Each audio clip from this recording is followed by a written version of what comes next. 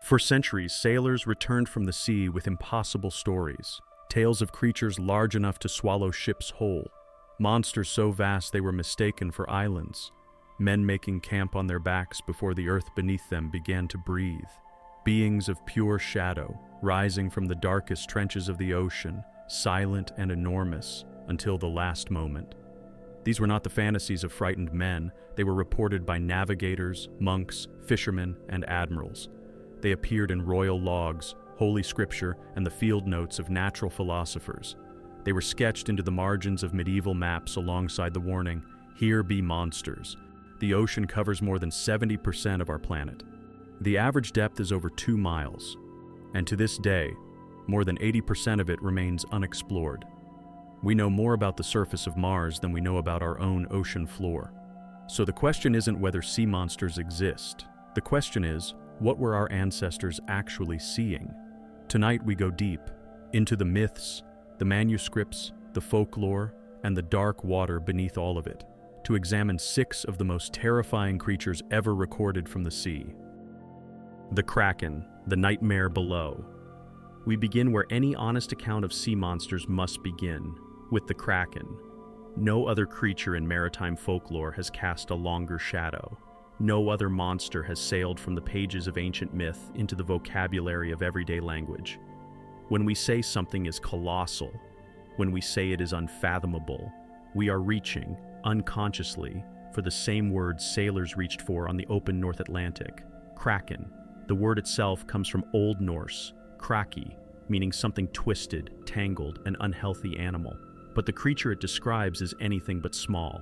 In Norse and Icelandic folklore, the Kraken was described as the largest creature in the sea. Some accounts placed it at over a mile in diameter, not a mile long, a mile wide. A creature so immense it would surface like a new island rising from the water, its body broad and barnacled, its breath foul enough to attract fish from miles away. Which was, in fact, how fishermen knew it was near. A sudden abundance of fish was not a blessing, it was a warning. Because below the school of fish was the Kraken, and the Kraken was feeding.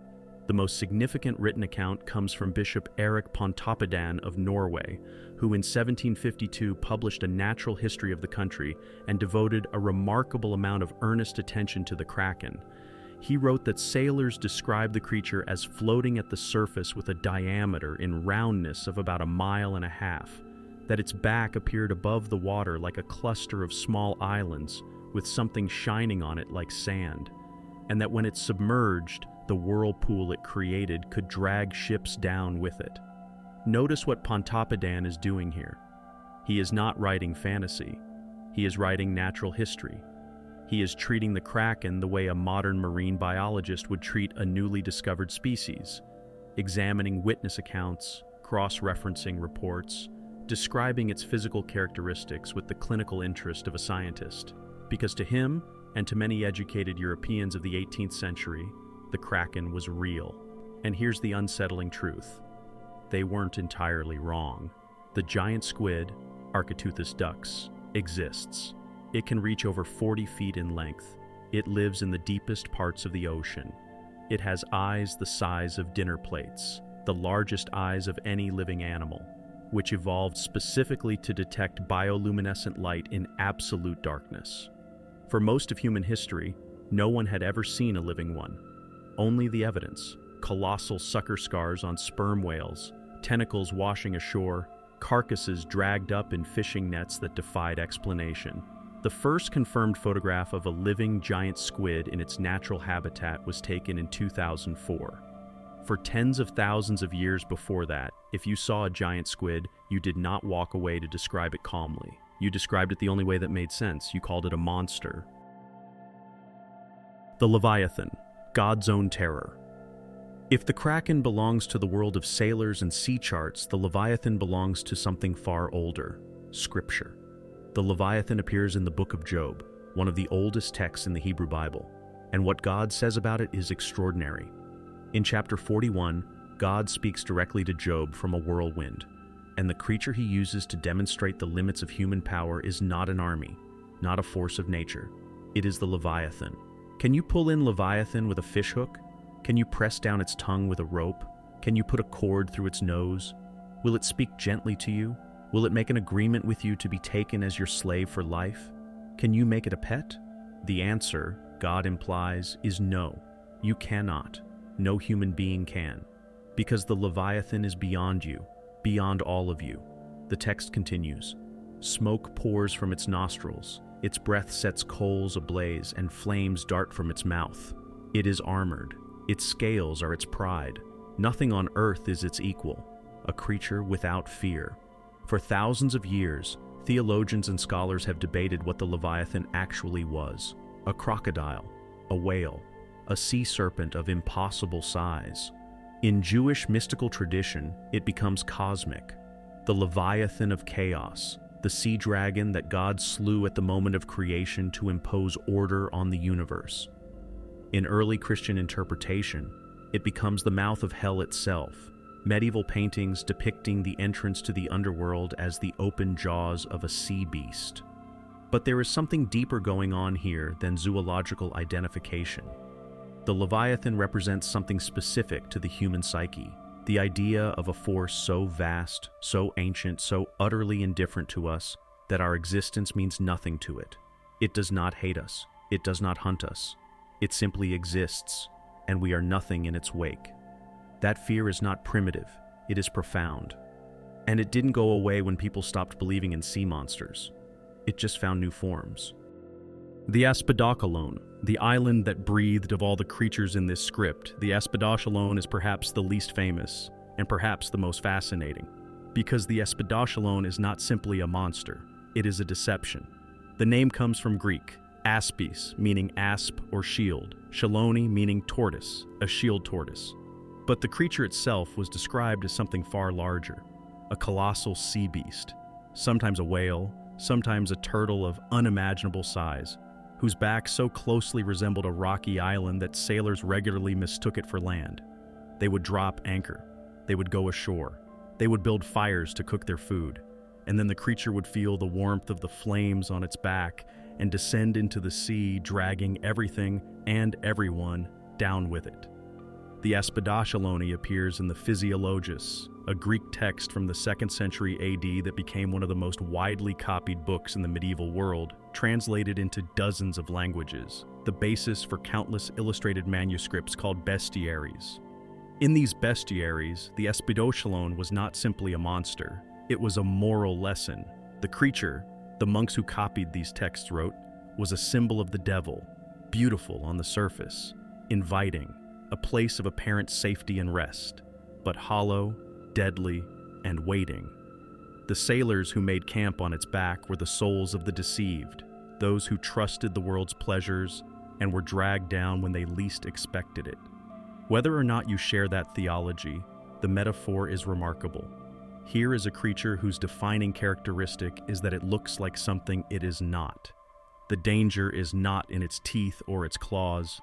The danger is in its patience, in the fact that it waits. And it appears again, centuries later, in the voyage of St. Brendan, the Irish monk who, according to legend, sailed the North Atlantic in a small leather boat in the 6th century. In that account, Brendan and his crew land on a smooth, dark island to celebrate Easter Mass. They light their fire, they give thanks, and then, during the night, the island begins to move. Brendan calls it Jasconius, the great fish. He and his monks row desperately back to their boat, and the creature sinks beneath the waves, taking the fire with it, leaving only open water where land had been. The remarkable thing about these accounts is that they may not be entirely mythological. Sailors in northern waters did on occasion encounter humpback whales near the surface, sleeping, barnacle-crusted, vast, and in poor visibility on an exhausted crew. The resemblance to a low, rocky shore is not impossible to imagine. Sometimes the monster is not waiting in the deep. Sometimes it is sleeping just below the surface, and the only warning is that the ground beneath your feet begins to breathe. The Umibozu, the shadow on the water. Across the world, in the folklore of Japan, there is a creature that sailors fear not because of its teeth or its size, but because of what it means to see it. The Umibozu. The word translates roughly as sea monk or sea bonze, after the Buddhist term for a shaven-headed priest. And the connection is not accidental. The Umibozu, in Japanese tradition, is associated with the spirits of drowned monks, holy men whose bodies were never recovered from the sea, whose souls could not find peace, and who returned to the surface as something vast and terrible. Descriptions vary, but certain elements are consistent. The Umibozu appears only on calm, still nights, never in storms, which is itself unnerving because it means you cannot blame the weather for what you are seeing. It rises from perfectly flat water, black as ink, an enormous silhouette against the stars. No discernible face, no eyes that you can see, just a shape, towering, humanoid in its proportions, impossibly large. It does not speak, it simply watches. And then, in many accounts, it asks you for a barrel. This is one of the stranger details in Umibozu folklore. The creature extends what might be an arm and demands a barrel or a cask from the sailors. If you give it one, there is a chance it will fill the barrel with seawater and leave. If you refuse, or if you give it a barrel with no bottom, which is the traditional trick for surviving the encounter, the outcome is less certain. In some versions, it capsizes the ship. In others, it simply disappears back into the water, leaving no trace that it was ever there, which might be the most terrifying outcome of all. What strikes modern readers about the Umibozu is how different it is from Western sea monster tradition. The Kraken destroys by force, the Leviathan by power. But the Umibozu unsettles through ambiguity. It is not clearly malevolent, it is not clearly anything. It exists in a space between worlds, between the living and the dead, between the ocean and the sky, between something that wants something from you and something that simply is. Japanese fishing communities took the Umibozu seriously enough that specific behaviors were observed to avoid drawing its attention. You did not speak loudly at sea on calm nights. You did not draw attention to yourself. You moved quietly and with humility through waters that were not yours to command. Perhaps that's the real lesson of the Umibozu. Not that the ocean is hostile, but that it is indifferent, and that indifference to a human being who is small and far from shore can feel exactly like a threat. The Hafgufa, the one the old texts believed in. In the 13th century, an anonymous Norse author compiled a text called the Konungs Skuggja, the King's Mirror. It was a handbook for courtiers, meant to educate a young Norwegian nobleman on matters of commerce, military strategy, natural philosophy, and, crucially, the sea. In the section on sea creatures, the author writes with unusual care. He acknowledges that most sea monsters are reported rather than observed directly. He weighs the evidence. And then he describes the Hafgufa. The Hafgufa, he writes, is the largest creature in the sea. There are only 2 of them in existence, and this is important because the author suggests their rarity is by design, that more than 2 would overwhelm the ocean itself. They do not move in the way fish move. They simply float at the surface, massive and still, their bodies so large that when a fisherman sees what appears to be a reef or a shallows where his charts show none, that is the Hafgufa, the sudden clustering of fish around a specific point of ocean. That is the Hafgufa's breath drawing them in. The Hafgufa, unlike the Kraken, doesn't attack ships. It doesn't need to. Ships sail into it. Or rather, ships sail toward it. Because where the Hafgufa rests, fish are plentiful, and fishermen follow fish. It also appears in the Orvar Otter saga, one of the Old Norse legendary sagas, where it is described alongside another creature called the Lyngbakr. In that text, the hero Orvar Otter and King Haraldr sail their fleet into what seems to be a chain of islands. The Hafgufa surfaces. The ships that are nearest it are lost. What makes the Hafgufa interesting from a historical perspective is how the medieval authors discuss it.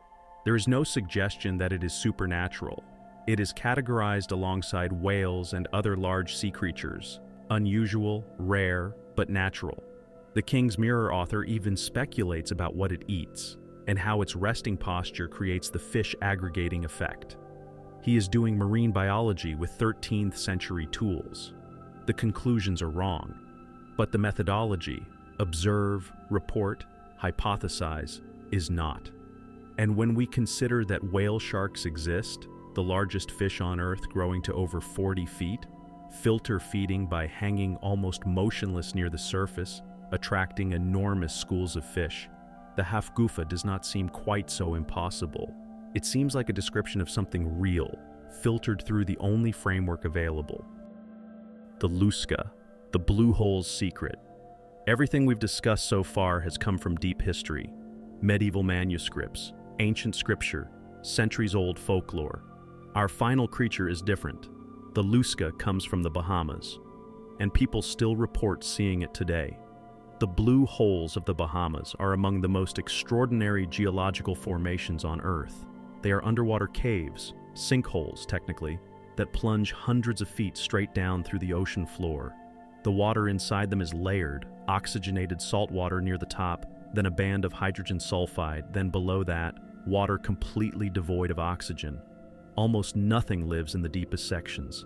The walls are lined with fossilized corals that grew there 10,000 years ago, when sea levels were lower and the caves were dry. They are, by any measure, places of profound strangeness. And in the oral tradition of the Bahamas, they are the home of the Lusca. The Lusca is described as a half-shark, half-octopus creature of enormous size. A body like a shark, but with multiple tentacles. The ability to create powerful suction currents that drag swimmers down into the blue holes, and a particular taste for anyone foolish enough to dive into the caves alone. Local fishermen have reported unusual disturbances near the blue holes. Sudden churning, large shadows, fishing lines cut in ways inconsistent with any known species. Divers who have explored the Andros blue holes, the largest system in the Bahamas, report conditions that are genuinely disorienting. The tidal flow through these caves is significant. The water moves in and out on a cycle, and when it pulls inward, the current is strong enough to draw in objects and people. The fossils on the walls include crocodilians, tortoise species, and other creatures now extinct. The deepest sections have never been fully mapped. The Lusca, almost certainly, is an exaggeration of real phenomena. Large octopuses do inhabit Caribbean waters. The tidal mechanics of the blue holes are genuinely dangerous. Sharks do venture near the cave entrances, but the persistence of the Lusca in living folk tradition, not as an ancient myth, but as something that people in fishing communities currently believe in, currently warn their children about, is itself significant. It tells us something that ancient texts cannot. It tells us that the fear hasn't gone away, not with sonar, not with satellite mapping, not with all the technology of the modern world stacked against the dark water. The Lusca is still down there, in the minds of the people who live closest to the sea. And given what we don't know about the blue holes, given what we don't know about the ocean itself, who is to say with certainty that they are wrong? So why we fear the deep? We began with sailors and their stories. We end with a question. Why does the ocean frighten us? Not the waves at the shore, the deep, the idea of what is below, the darkness that begins a few hundred feet down and doesn't end. Part of the answer is simple. We evolved on land. We are not built for the ocean. We have no gills, no echolocation, no bioluminescence to guide us through the dark. In the sea, we are soft and slow and nearly blind. Every instinct we have tells us we do not belong there. But the deeper answer, I think, is this. The ocean is the last place on Earth that resists our need to understand everything. We have mapped every mountain range. We have named every country. We have satellites tracking every storm. The world, for all its complexity, has become legible to us in a way our ancestors could never have imagined. The ocean has not. It remains, in the deepest sense, unknown. And in that unknowing, the human imagination does what it has always done. It fills the dark with shapes. It gives the void a face. It makes the incomprehensible, the crushing pressure, the absolute silence, the creatures we haven't yet found, into something with eyes, into monsters. The Kraken, the Leviathan, the Aspidochelone, the Umibozu, the Hafgufa, the Lusca. They are all, in different ways, the same story. They are the story of human beings standing at the edge of the water and looking out at something they cannot see the end of, and finding a name for what might be looking back. And perhaps that impulse is not primitive. Perhaps it is honest. Because the truth is, we don't know what's down there. We never have. The deepest trenches of the ocean have been visited less often than the surface of the moon. The species we've discovered in the deep sea in the last 50 years, the bioluminescent horrors, the transparent predators, the creatures that live without sunlight on volcanic vents at the ocean floor, are stranger than anything in the bestiaries. The monsters were never entirely wrong. They were just the closest our ancestors could get to a truth they sensed but couldn't prove: that the ocean is old and vast and patient, and it was here long before us.